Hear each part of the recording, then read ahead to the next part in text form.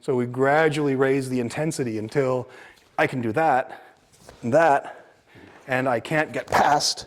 So you push me, and I go, ah! But if I've done push hands, you go, hey, push hands. Let's play it. And so your attitude towards conflict changes entirely.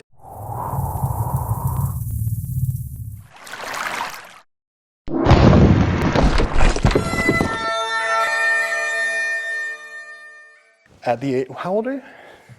I'm 76 in dog years? 5 weeks. Okay, so almost 76 years old.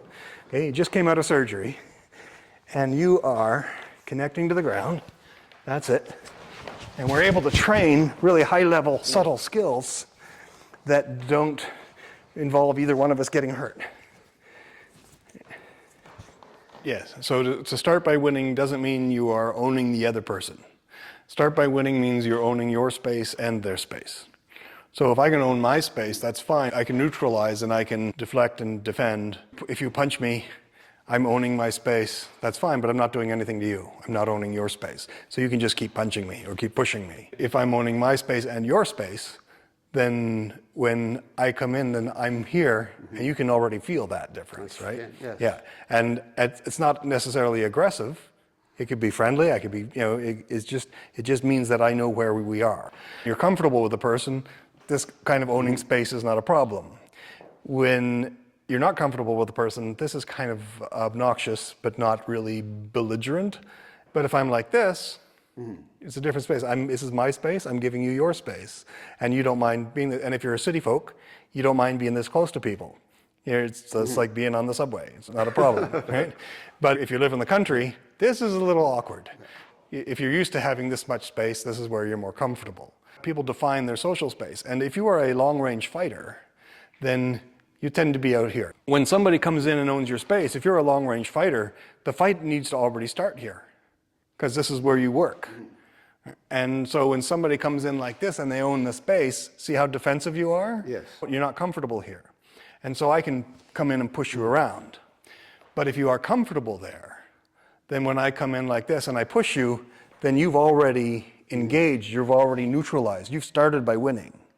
And that's because of the push hands training. If somebody comes up and pushes you and you don't do Tai Chi, you don't have the mid-range skill, then I come up and I push you, then that happens. Right. So you come in to push me, and I go, ah, like this. I've tried to get away already. But if I've done push hands, then when you come up to push me, you go, hey, push hands.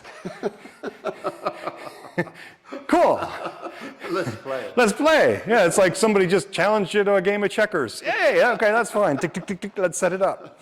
And so your attitude towards conflict changes entirely. I had one student who had a black belt in 2 martial arts. He'd had experience defending himself on the street, but the fight always had to start here. After training here for a while, he got to the point where people could be right here and he's already owning the space. So you're not likely to get blindsided. And that's because we're comfortable in this range. So if I walk up to you now, as opposed to before, and you're there, it's like, oh, you're not going to be a target in the same way. And if I grab you, you go, oh, he's grabbed me, I've got his arm now. Right? As opposed to, you grab me, and I go, ah, give me back my arm. It's like, you grab me, and I go, oh, we're engaging. This is push hands, great. Yeah, we're playing. This is a game. It's like swimming, it's like dancing. And because we're training this in a comfortable and friendly way, we can gradually increase the intensity so that neither one of us actually succeeds. In training, neither one of us should succeed in actually hitting the other person. If I do succeed, that means I raise the intensity too quickly. And so we gradually raise the intensity until I can do that, and I can't get past. I'm there to go, like that, there. So I'm going for your forehead, there. But you have that tensile strength, really, that high tensile to shear ratio, so that when I come in, see that? That was a tough one. That was a tough one. That was close. Yeah, and if I had gone just a little bit more intense, it would have grazed your forehead. But because of the way we train, I know that if I am going to hit you, I won't. I will be able to regulate my strikes. That's cool. Yeah, and then gradually the momentum becomes about kinetic energy, but you're still doing push hands. Yes.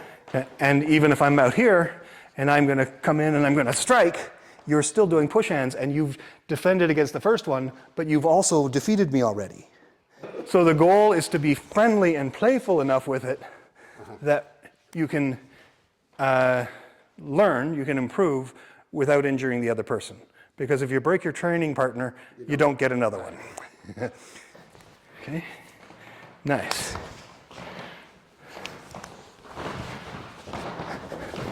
Good. There you go. Hey, that's good. I'm glad I got you. I was afraid I wasn't going to get you again. There we go. At least I've got some tricks up my sleeve still.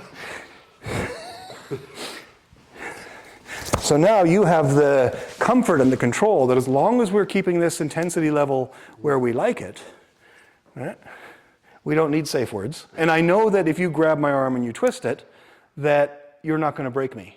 Okay. Because you have developed the kind of sensitivity and awareness that allows you to defend against realistic attacks.